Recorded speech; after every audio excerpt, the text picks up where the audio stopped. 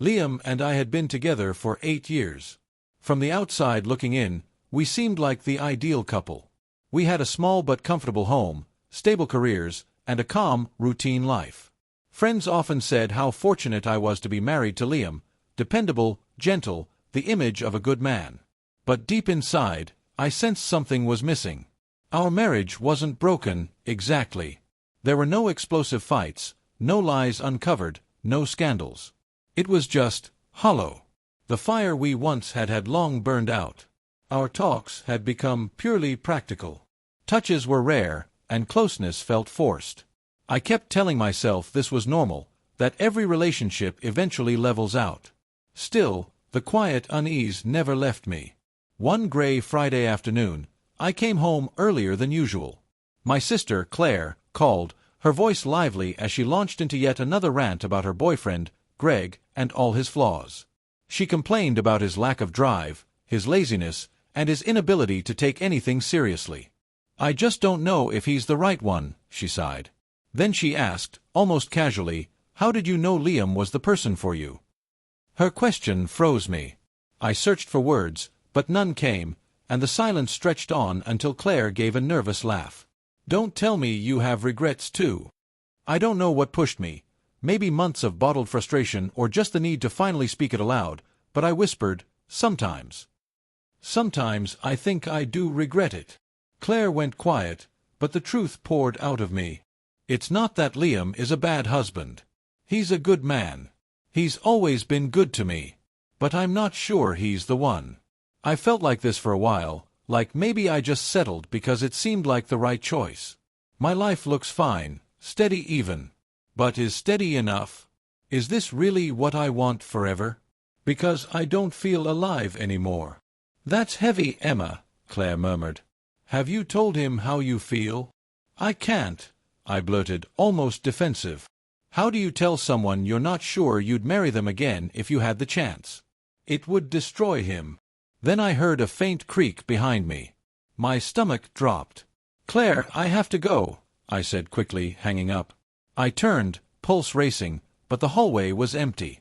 I convinced myself it was just the house settling.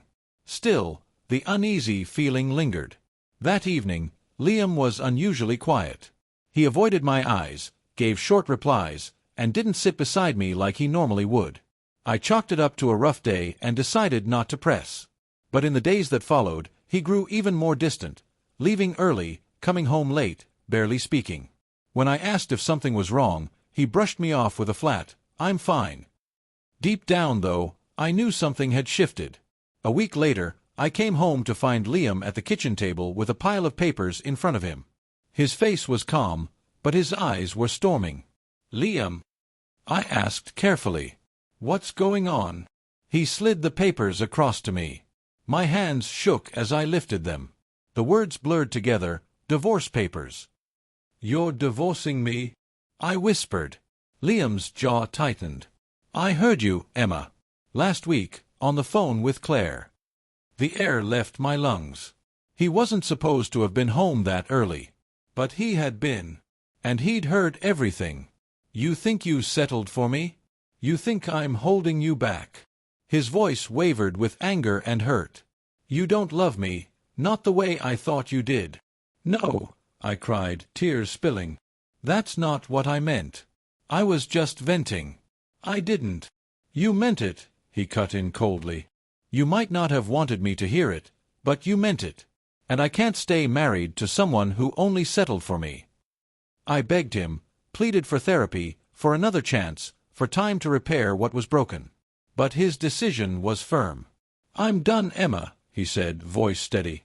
"I deserve someone who loves me fully. And you deserve the chance to figure out what you really want." The next morning, he was gone. No note, no goodbye. He didn't answer my calls, ignored my texts. At his office, they said he had taken a leave of absence. Weeks slipped into months, and he never returned. The divorce went through uncontested. Liam vanished from my life as if he'd never been there at all. Even now, years later, I can't think of that day without regret. I thought I was just blowing off steam, that my words were harmless.